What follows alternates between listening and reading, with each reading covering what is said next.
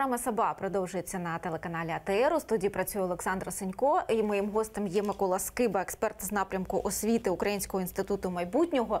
Даємо максимально корисну інформацію для абітурієнтам з Криму, які збираються здавати зовнішнє незалежне оцінювання. Тому, от, пане Микола, в продовження теми, яку ми вже розпочали з вами, чи були випадки, чи знаєте ви випадки, коли самі вчителі складали, власне, ці тести? Не знаю, що були спроби перевірити знання вчителів, їх також, звичайно, це не в обов'язковому порядку, тому що це просто для того, щоб зрозуміти, наскільки складні вони є реально, чи наскільки складна сама процедура, і виявилося, що вчителі теж не завжди можуть впоратись з цими завданнями. Там єдине, що перевіряють, як правило, тому називається зовнішнє незалежне оцінювання, що перевіряють працівники Українського центру якості освіти. Тобто це не шкільні педагоги і не університетські. Для цього, відповідно, спеціалісти з кожного напрямку їх готують, і потім результати обробляються. Я знаю, що, в принципі, технологічно вже є можливість це перевести взагалі повністю, щоб це цифрова перевірка, але просто оскільки такі можливості вони нерівномірно розподілені і обладнання є далеко не скрізь, тому все ж таки це обробляється вручну, але оскільки це стандартизовані тести, то там просто люди, які перевіряють, вони не заглиблюються в суть, вони просто бачать за формальними ознаками. Тобто у них лежить з одного боку правильні відповіді. Просто треба порівняти в тому інституті.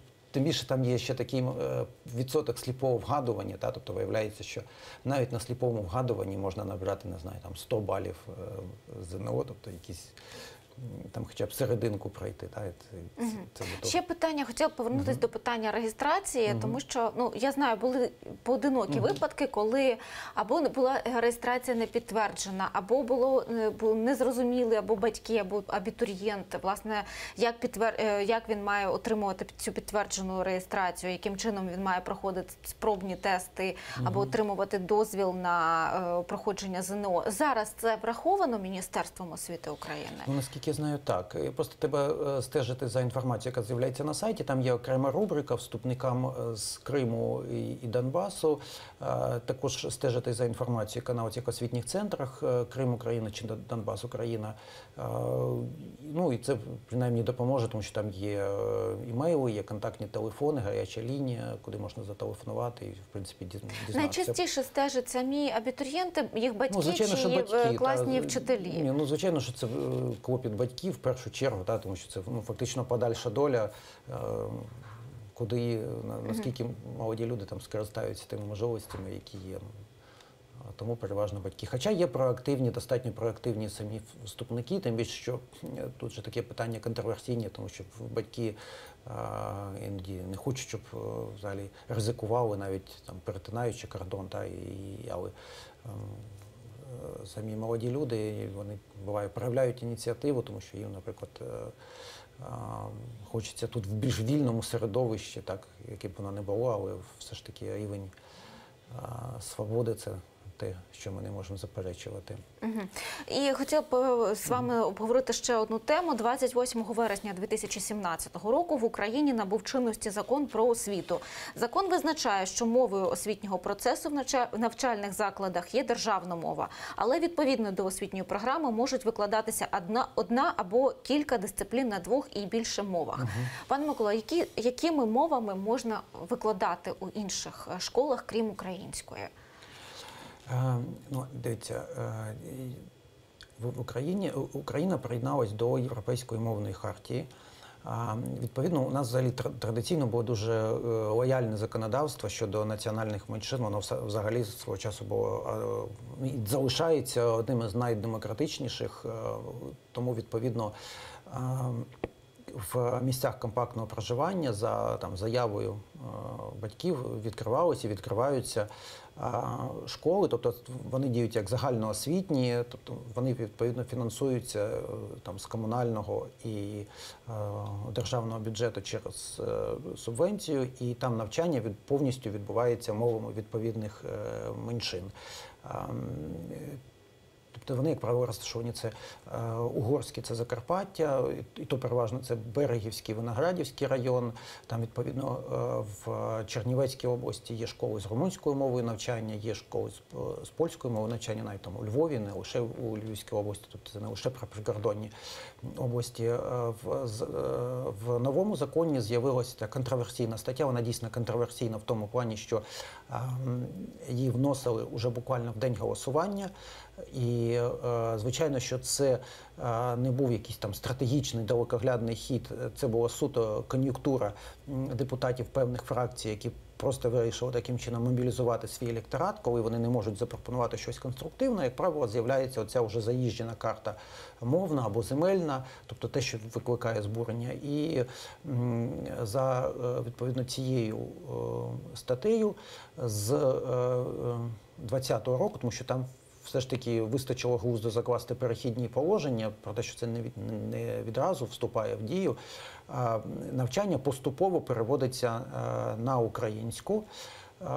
Це означає, що рідною мовою в таких школах діти навчаються до 4 класу, а далі предмети викладаються вже українською мовою, але мова, відповідно, материнська, мова меншин залишається як одна з мов, яку вивчають. Ну і, відповідно, література. Який відсоток залишається?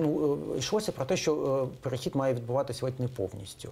Але там є просто такі теж моменти, на які, до речі, з одного боку, не звернули увагу країни-сусіди, що допускається викладання однієї більше дисциплін мовами англійською та іншими мовами Європейського Союзу. Тобто, про що це йдеться? Якщо, наприклад, це країни, які в Євросоюзі, наприклад, Угорщина, Словаччина, Румунія, то це означає, що ці мови, відповідно до програми затвердженої школи, а за новим законом школи мають більше автономії в складанні програм, вони можуть, формально вони можуть все одно навчати, навіть якби фактично в обхід цієї норми. Але після того, як виникла така хвиля реакцій з боку сусідів, переважно це Угорщина розганяла цю хвилю теж з кон'юнктурних суто міркувань, тому що в Угорщині, в принципі, неприхований авторитаризм, поступово розвивається майже однопартійна система, партія Фідес, яка використовує мешканців, знову ж таки, прикордонних районів України, які за етнічним походженням є угорцями, як електоральний ресурс, тому що вони мають подвійне громадянство, у них є паспорти, вони дуже часто голосують. Там, крім того, це робоча сила. Там вони розраховують таким чином, що ці люди будуть ще й працювати в Угорщині, причому їм це те, що не афішується, їм вигідно, щоб вони працювали на малооплачуваних роботах. Тому теж якби намагаються політика така, яка не гласна, щоб зберегти цей анклав. І от коли прийняли цей закон, він контроверсійний, якби, з різних вийшов позицій, то Угорщина підняла хвилю, і тоді після було рішення Венеційської комісії. Після рішення Венеційської комісії міністерство ухвалило фактично таку політичну пропозицію про те, що переглядається сам принцип реалізації. Уже йдеться не про повний перехід на українську мову, наприклад, з 5 класу, а про пропорційне, в залежності від того, до якої мовної сім'ї належить конкретна мова. Тобто, чим ближче, наприклад, до слов'янської, тим повніший перехід. Тому що, в принципі, легше перейти, наприклад, полякам на українську, ніж, наприклад, угорцям і румунам. І тому йдеться приблизно про 40 на 60, тобто, що все ж таки залишається 60% викладання мовами меншин, але українська також вводиться, тому що це можливість реалізації свого права в Україні, тому що, зрештою, то, що я згадував, що, скажімо, сама Угорщина розглядає цих людей як теж таку дешеву робочу силу для заміщення тих спеціалістів, які, відповідно, їдуть далі в Європу, або взагалі виїздять там в Штати і так далі. Тому що в Європі є криза робочих рук, робочої сили, особливо на ось таких там технічних спеціальностях в сфері сервісу і так далі. Тому стратегічно їм важлива наявність людей, які володіють угорською мовою, вони в тому зацікавлені. Ще інше яке положення відповідно цього рішення міністерства на основі Венеційської комісії, що це не буде стосуватись приватних шкіл. Тобто тоді залишається опція, наприклад, чи урядом, чи якимось громадським об'єднанням відповідної країни, чи Угорщини, чи Румунії, заснувати приватну школу і викладати там повністю своєю. Чи держава може якось регулювати положення мови у приватних школах? У приватних, так, відповідно до хартії, Європейської мовної хартії, ні, тобто приватні школи, вони можуть, ну, засновник регламентує, а єдине, що стандарт, тобто що саме знати, воно дуже воно має бути релевантним, тобто якщо цей диплом має визнаватись, якщо йдеться, що школа...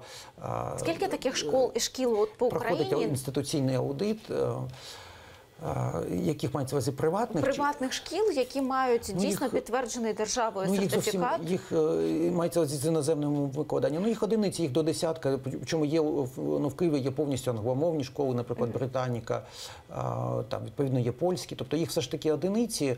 Більшість це було таких загальноосвітніх. Там, якщо не помиляюсь, близько 17 тисяч. Я не пам'ятаю по кількості шкіл, але по кількості учнів це близько 17 тисяч були охоплені такою освітою, мовами національних меншин відбулось викладання. Ну, просто треба розуміти, що такі школи є з українською мовою викладання, наприклад, в Польщі, в Румунії. От якраз в Угорщині таких немає, тому що закони Угорщини суворіші тут до українців. А от в Польщі і в Румунії, в принципі, там є, ну, в Румунії там тільки одна, по-моєму, в Польщі трошки більше, і там, відповідно, люди навчаються. Тобто, в незалежності від того, якою мовою навчається дитина, зовнішнє незалежне оцінювання, вона здає українською мовою. Дивіться, було до 17-го року було право складати ЗНО мовами меншин. Просто єдине, що міністерство помітило, що майже там одиниці реєструвалось. Тобто все ж таки інтерес продовжувати, це означало, що інтерес продовжувати освіту в Україні для вихідців в всіх районах, він мінімальний. Там просто склалась така ситуація, коли люди як в такій якійсь капсулі, тобто вони навіть в інформаційній ізоляції. Це теж частина традицій, частина просто якоїсь інерції, частина негласної політики. І одиниці, я там знаю, є угорці, які досягнули, етнічні угорці з Закарпаття, які досягнули якісь певних успіхів в бізнесі, і вони там присутні, наприклад, в Києві, але це буквально одиниці. Все ж таки, порівняно з іншими. І це теж такий тривожний сигнал, тому що свого часу ще ОБСЄ, коли проводила такий моніторинг, по-моєму, це був 2007 рік, тоді в звіті вони звернули увагу про те, що ці люди не інтегровані в український соціум. А за міжнародними нормами це теж важливо, щоб не виникало таких анклавів, які живуть ізольовано, які не інтегровані.